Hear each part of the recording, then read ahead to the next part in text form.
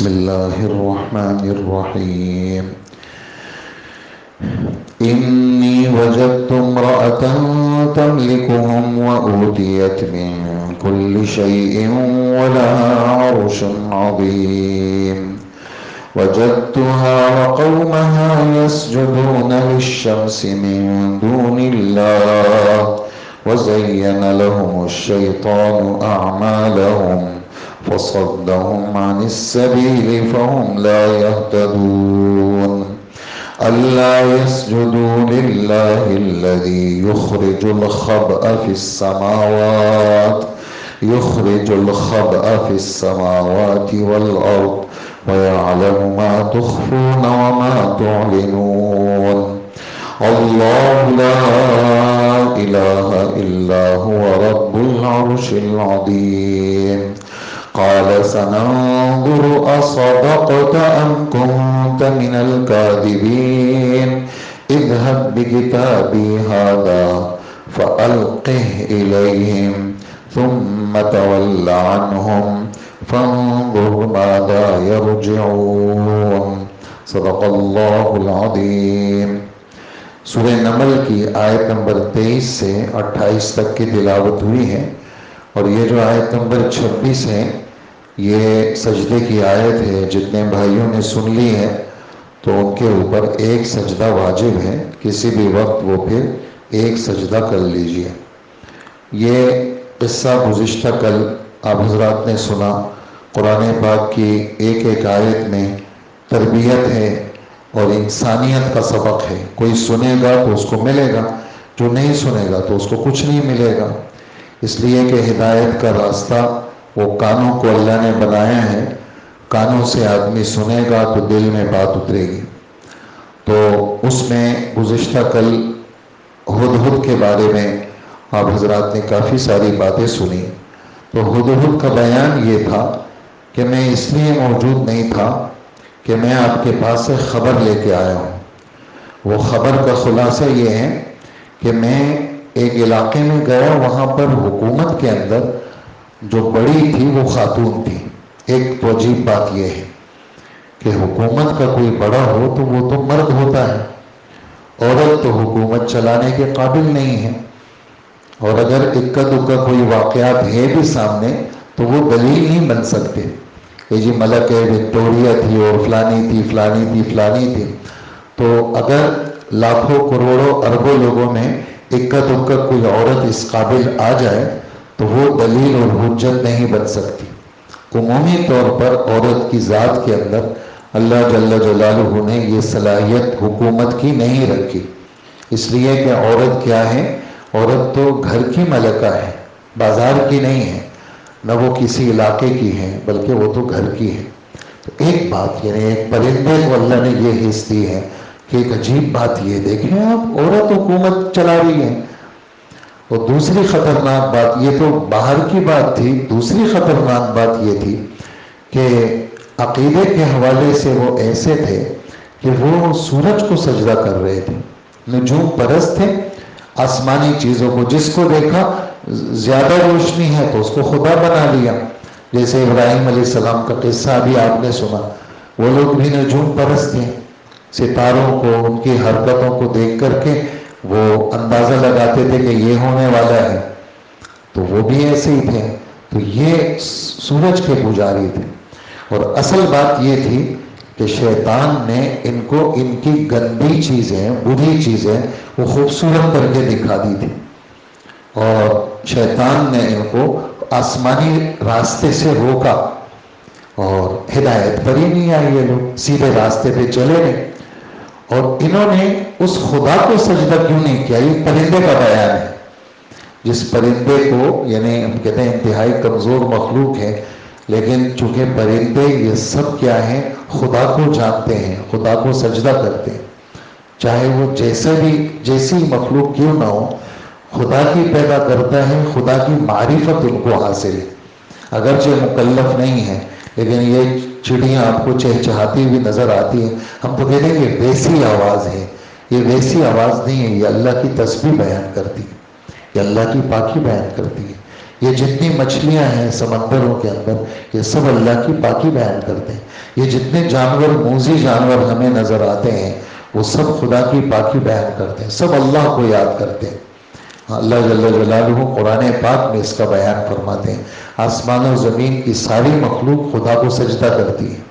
سورج بھی خدا کو سجدہ کرتا ہے، چاند بھی سجدہ کرتے ہیں، ستارے بھی سجدہ کرتے ہیں، درخت بھی سجدہ کرتے ہیں، جانور بھی سجدہ کرتے ہیں، اور پہاڑ بھی سجدہ کرتے ہیں، سمندر بھی سجدہ کرتے ہیں. یہ سب خدا کے تابعدار ہیں. تو اب یہ پرندہ کہہ رہا ہے کہ عجیب بات ہے کہ خدا کو سجدہ نہیں کرتے. وہ خدا جو اندر سے زمین کے اندر کے ساتھ دانہ ڈالتا ہے، وہ زمین میں چھپ جاتا ہے، اس کو پھاڑ کر کے پودا نکالنا وہ اللہ کرتا ہے.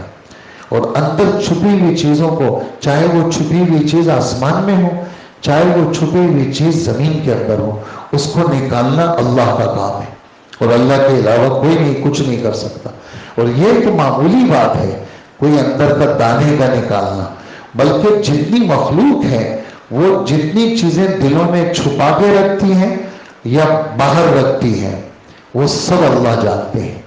چاہے آسمانوں میں چھپی ہوئی چیز ہو یا زمین میں چھپی ہوئی چیز ہو، وہ سب کیا ہے؟ وہ اللہ جل جلالہ کے علم میں ہے. اور اللہ تو ایسے ہیں، اللہ کے سوا کوئی معبود نہیں ہے، اور وہ بہت بڑے عرش کا رب ہے، مالک ہے وہ، اور بہت بڑی ذات ہے اللہ کی. یہ بیان تھا کس کا؟ ہدہد کا بیان تھا. یہ ہمارے رب نے اس کو، ہدہد کے بیان کو 3 آیتوں میں بیان کیا، 24، 25 اور 26. اور 26ویں آیت سجدے کی ہے.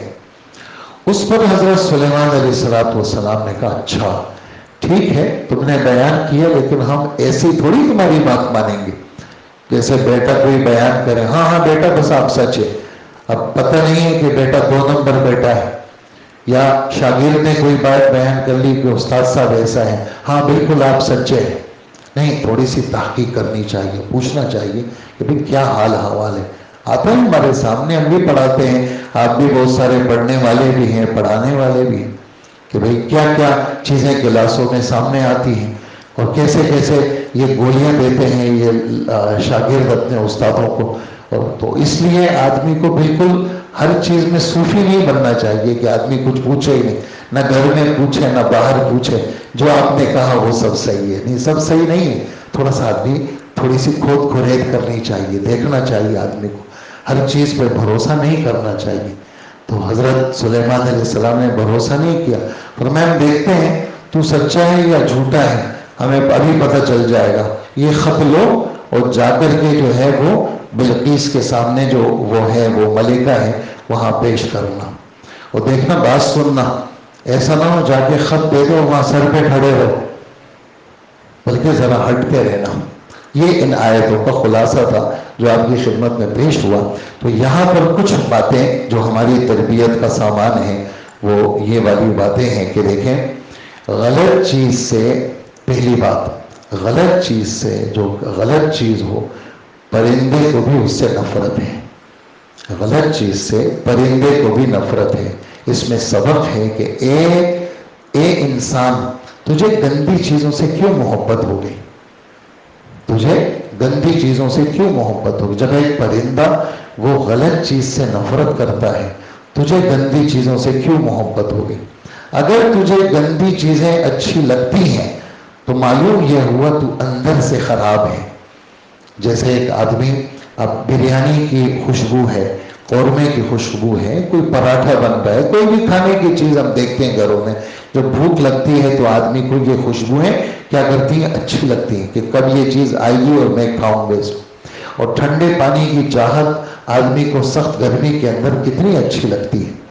لیکن جب آدمی بیمار ہوتا ہے تو وہی خوشبودار کھانا وہ الٹی کا باعث بنتا ہے. کیا ہوا؟ مجھے تو بدلی ہو رہی ہے. کیا ہوا؟ یہ خوشبو مجھے بری لگ رہی ہے.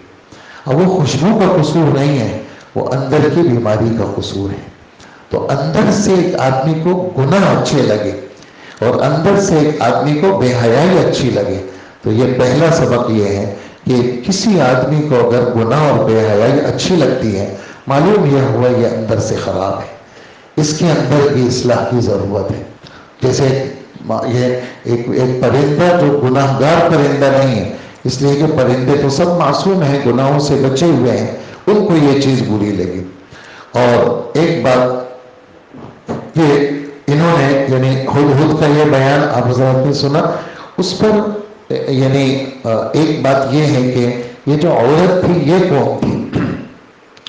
تو احادیث کے اندر اس کا کوئی تذکرہ نہیں ہے، یہ سب باتیں تاریخی باتیں ہیں۔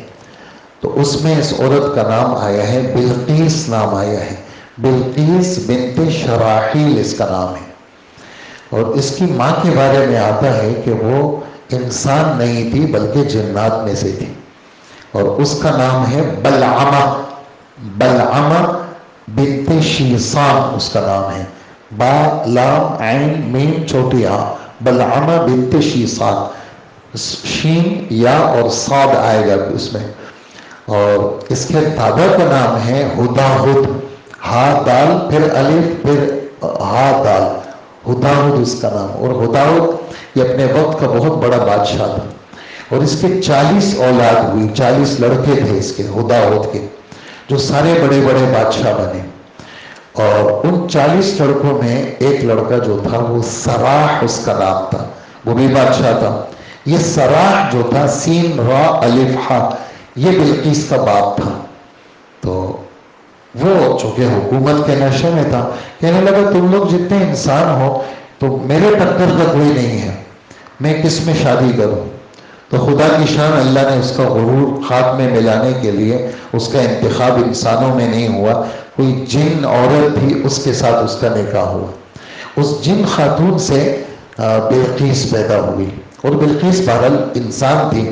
اور یہ والی بات آگے آئے گی ہمارے درس میں کہ بلقیس کی بعد میں شادی سلیمان علیہ السلام سے ہوئی یا نہیں ہوئی، یہ بات کی باتیں ہیں۔ تو اور پھر یہ والی بات بھی کہ بھئی انسان کی جنات سے شادی ہو سکتی ہے یا نہیں، اس کا ہمارے اس مضمون کے ساتھ اس لیے تعلق نہیں ہے کہ بلقیس کا جو باپ تھا وہ تو مسلمان تھا ہی نہیں، تو اس کے کسی عمل سے ہمارے لیے کوئی دلیل پیش نہیں ہو سکتی، ایک کافر کی کوئی حرکت ہمارے لیے دلیل نہیں بن سکتی۔ اور ایک بات تو یہ ہو گئی، بلقیس کا تھوڑا سا تعارف آ گیا۔ دوسری بات یہ ہے کہ حضرت عبداللہ ابن عباس رضی اللہ عنہما، بخاری شریف کے اندر یہ حدیث ہے کہ جب کسرا ایران کا بادشاہ، فارس کا بادشاہ جب مر گیا، اور یہ کے بعد دیگرے بہت سارے بادشاہ مر گئے، تو ایک ان کی جو خاندان کی بچی ہوئی عورت تھی، انہوں نے سب متفقہ طور پر اس عورت کو اپنا بادشاہ بنایا۔ رسول اللہ صلی اللہ علیہ وسلم کو یہ اطلاع ملی اپنے زمانے میں، تو آپ کو جب پتہ چلا کہ ایک خاتون بادشاہ بنی ہے، اتنی بڑی سپر پاور تھا اس زمانے میں، قیصر روم کا علاقہ وہ سپر پاور تھا، اور ادھر یہ سپر پاور تھے، تو حضور صلی اللہ علیہ وسلم نے ایک جملہ فرمایا، لَن يُفْلِحَ قَوْمٌ وَلَّوْ أَمْرَهُمْ امْرَأَةً، یہ بخاری شریف میں ہے یہ حدیث۔ ہرگز وہ قوم کامیاب نہیں ہو سکتی جو اپنے امور کو، حکومتی چیزوں کو وہ عورت کے سپرد کر لے۔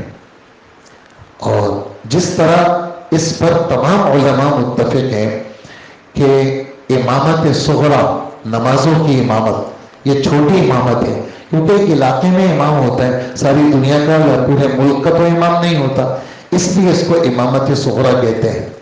تو کہا کہ ایک عورت چاہے جتنی قابل ہو وہ نماز نہیں پڑھا سکتی، جتنی بڑی بزرگ ہو وہ امام نہیں بن سکتی، وہ نہ جمعہ پڑھا سکتی ہے، نہ امام، نہ کوئی ایسا بیان کر سکتی ہے، نہ ایسا لوگوں کی یعنی اس طرح کھلم کھلا، اس لیے کہ عورت کے پورا بدن سطر ہے، عورت کی آواز سطر ہے۔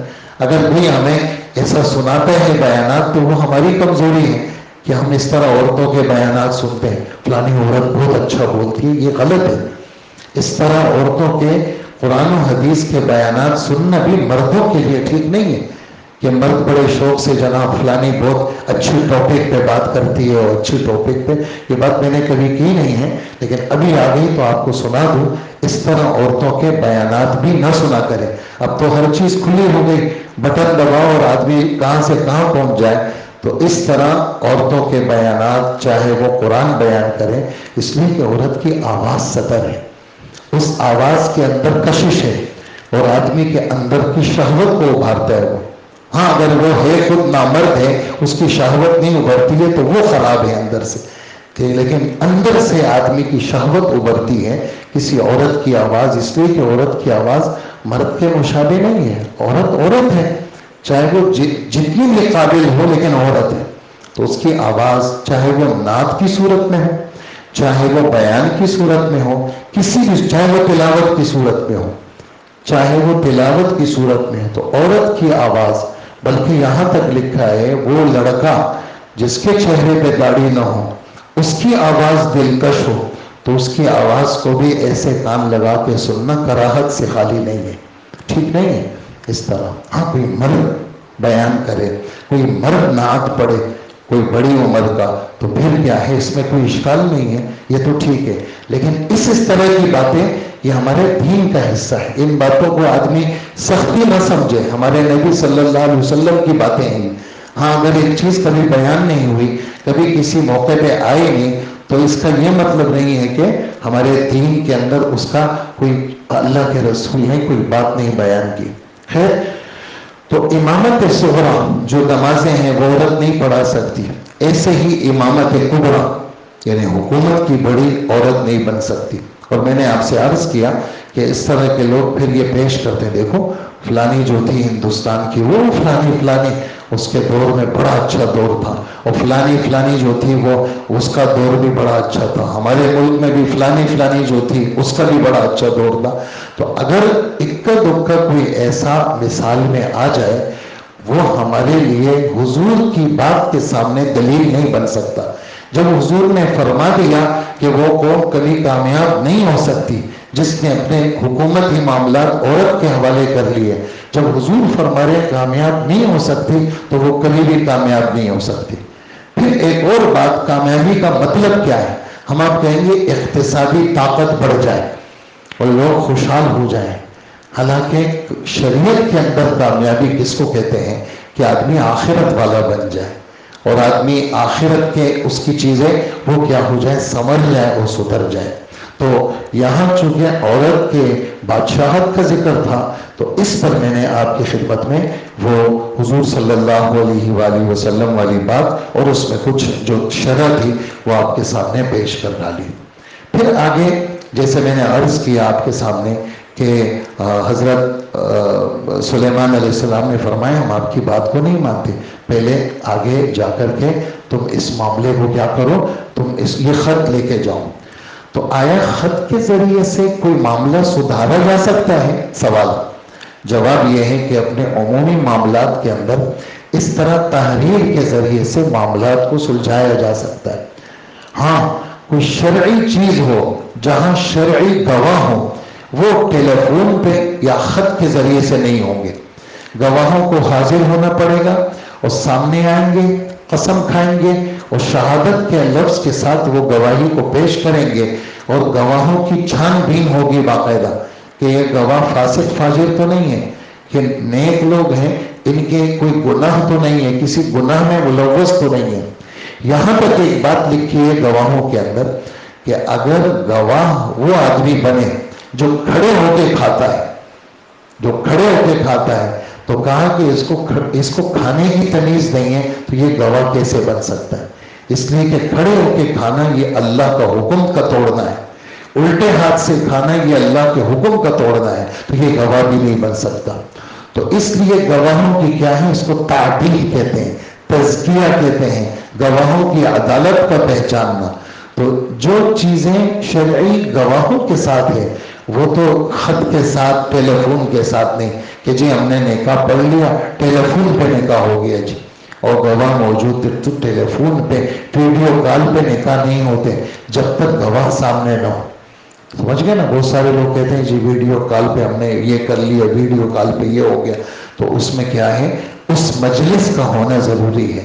ہاں ایک آدمی کہیں ہے اور کوئی کہاں ہے اور پھر ویڈیو کال پہ یہ ساری چیزیں ہوتی ہیں، تو ہم ہر چیز میں علماء کے محتاج ہیں کہ وہ ہم ان سے رہنمائی لیں.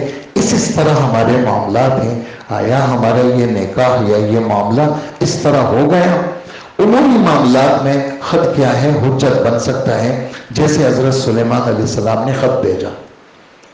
اور اگلی بات یہ ہے، خط ایک سبب ہے دعوت و تبلیغ کا. حضور صلی اللہ علیہ وآلہ وسلم نے مکہ مکرمہ میں لوگوں کے پاس گئے اور لوگوں کو کیا دی؟ دعوت دی، لوگوں کو سمجھایا. مدینہ منورہ میں پھر جماعتیں بھیجی، لوگوں لشکر گئے. کچھ علاقے ایسے تھے جب دیکھا کہ یہاں بات چل گئی، اب ممالک میں اللہ کے رسول نے خطوط بھیجے.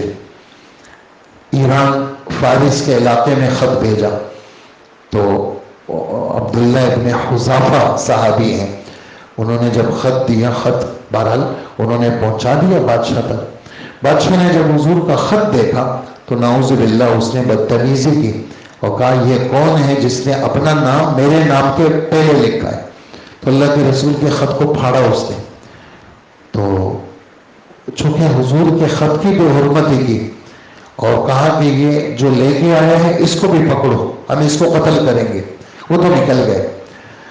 لیکن حضور تک بات پہنچی تو آپ صلی اللہ علیہ وآلہ وسلم نے فرمایا اللہ اس کی سلطنت کو ٹکڑے ٹکڑے کر دے جیسے میری اس خط کو اس نے ٹکڑے ٹکڑے کیا. اور عیسائی بادشاہ قیصر نے حضور کے خط کو سر پہ رکھا، حضور کے خط کو آنکھوں سے لگایا، حضور کے خط کو چوما، اگرچہ قبول نہیں کیا لیکن اللہ نے اس ادب اور احترام کی وجہ سے جب تک وہ زندہ رہا اس کی حکومت کو برقرار رکھا. جو با ادب با نصیب اور بے ادب بے نصیب، با ادب با مراد اور بے ادب بے مراد. تو صرف اتنی بات بتانی ہے آپ کو کہ بھئی اللہ کے رسول نے خط کے ذریعے سے بھی تبلیغ کی ہے اور خط کے ذریعے سے بھی آسمانی باتوں کو پہنچایا ہے. تو خط کے ذریعے سے، میسج کے ذریعے سے صحیح بات کو پہنچانا یہ کیا ہے؟ یہ اللہ کے رسول صلی اللہ علیہ وسلم نے بھی کیا، حضرت سلیمان علیہ السلام نے بھی ان کو دعوت دی. اور آخری بات اس کے اندر یہ ہے کہ اسلامی آداب کافروں کے ساتھ بھی کیے جائیں. یعنی کافر کی مجلس ہم کہیں گے تو کافر ہیں، یہ تو بے عزتی کے قابل ہے، ہم اس کو ذلیل کریں. فرمایا نہیں، کافر کے ساتھ بھی اسلامی آداب کی رعایت کی جائے. جیسے آپ نے یعنی سلیمان علیہ السلام نے خط دیا تو ہدہد کو کہا کہ خط جا کے پیش کرنا لیکن تولی عنہم، سر پہ کھڑے نہیں رہنا، دور رہنا، ہاں، تاکہ شاہی آداب کی رعایت ہو. چاہے وہ بت پرست تھی وہ عورت، سورج کی پجاری تھی، آتش پرست تھی، لیکن کیا ہے اسلامی آداب کی رعایت وہ ہمارے نبی صلی اللہ علیہ وسلم نے بھی کی ہے. ہم بھی کیا کریں گے چونکہ ہم مسلمان ہیں اور ہم چیز میں کیا کریں گے؟ اپنے نبی کی چیزوں کو سامنے رکھیں گے. یہ باتیں تھیں ان آیات میں. ترجمہ ذرا سن لیجئے. ہمارے رب فرماتے ہیں وَتَفَقَّدَ الطَّيْرَ، گزشتہ کل کی آیات کہ ایک مرتبہ حضرت سلیمان علیہ السلام نے پرندوں کی حاضری لی تو کہا کیا بات ہے؟ مجھے ہدہد نظر نہیں آ رہا، کیا وہ کہیں غائب ہو گیا؟ میں اسے سخت سزا دوں گا یا اسے ذبح کر ڈالوں گا، الا یہ کہ وہ میرے سامنے کوئی واضح وجہ پیش کرے. پھر ہدہد نے زیادہ دیر نہیں لگائی، فوراً ہی آ گیا اور کہنے لگا میں نے ایسی معلومات حاصل کی ہیں جس کا آپ کو علم نہیں ہے، اور میں ملک سبا سے آپ کے پاس ایک یقینی خبر لے کے آیا ہوں. میں نے وہاں ایک عورت کو پایا جو لوگوں پر بادشاہت کر رہی ہے اور اس کو ہر طرح کا ساز و سامان دیا گیا تھا. یہاں چھوٹی سی بات رہ گئی، وہ کیا؟ ہر طرح کا ساز و سامان. کیا ہیلی کاپٹر اور جہاز بھی تھے، موٹریں بھی تھیں، اس لیے کہ ہر طرح کا ساز و سامان. تو اس کا جواب یہ ہے جو اس زمانے کی چیزیں شاندار سے شاندار ہوتی تھی وہ اللہ نے دی تھی. جو اس زمانے میں اگر جہاز ہوتا تو اللہ جہاز بھی دے دیتے، لیکن چونکہ اس زمانے میں یہ چیزیں ایجاد نہیں ہوئی تو یہ کل شے میں شامل نہیں ہوگا. تو یہ میں نے دیکھا. اور پھر ایک اور بات یہ تھی کہ اس کا تخت بڑا زبردست تھا. تو تخت کی ذرا وضاحت جو آئی ہے تاریخ کی باتوں میں وہ بھی ذرا سن لیجئے آپ حضرات کہ بلقیس کا جو تخت تھا وہ 80 گز لمبا تھا اور 40 گز چوڑا تھا اور 30 گز اونچا تھا. یہ تو اس کی وہ تھی. باقی اس کے اندر ہیرے جواہرات، یاقوت، زبرجد اور یہ ہرے سرخ قسم کے موتی وہ تھے. اور نیچے جو اس کے پائے تھے اس پہ موتی اور جواہرات جڑے ہوئے تھے. اور چاروں طرف اس کے کیا تھے؟ وہ خیمے تھے. اور 7 دروازوں کے بند، ایک دروازہ پھر اگلا پھر اگلا پھر اگلا. یہ اندر اندر وہ تخت اس کا موجود رہتا تھا جس پہ وہ بیٹھ کر کے اپنی حکومت کے کام چلاتی تھی. یہ میں نے دیکھا وہاں پر. ہدہد کہنے لگا. اور ایک اور چیز میں نے یہ دیکھی وہاں پر کہ اس عورت اور اس کی قوم کو پایا کہ وہ اللہ کو چھوڑ کر سورج کو سجدہ کرتے ہیں. اور شیطان نے ان کو یہ سجھا دیا کہ ان کے اعمال بہت اچھے ہیں، چنانچہ انہوں نے صحیح راستے سے شیطان نے روک رکھا ہے. اس طرح وہ ہدایت سے اتنے دور ہیں کہ اللہ کو سجدہ نہیں کرتے، جو آسمان اور زمین کی چھپی ہوئی چیزوں کو باہر نکالتا ہے. اور تم جو کچھ بھی چھپاؤ اور ظاہر کرو اللہ سب کچھ جانتا ہے. اللہ تو وہ ہے جس کے سوا کوئی عبادت کے لائق نہیں، اور عرش عظیم کا مالک ہے اللہ. سلیمان علیہ السلام نے کہا اب ہم ابھی دیکھ لیتے ہیں تم سچ کہہ رہے ہو یا جھوٹ بولنے والے میں ہو. تم بھی شامل ہو گئے ہو. میرا یہ خط لے کر جاؤ اور ان کے پاس یہ خط ڈال دینا، پھر الگ ہٹ جانا اور دیکھنا کہ وہ کیا جواب دیتے ہیں. اسی پر ہم اپنی بات ختم کریں گے. آیت نمبر 28، آیت نمبر 29 سے انشاءاللہ عید کے بعد پڑھیں گے. 3 دن انشاءاللہ وہ یعنی 3 دن کے بعد اتوار والے دن پھر درس ہوگا انشاءاللہ. جمعرات، جمعہ، ہفتہ وہ درس نہیں ہوگا. اللہ عمل کی توفیق عطا فرمائے.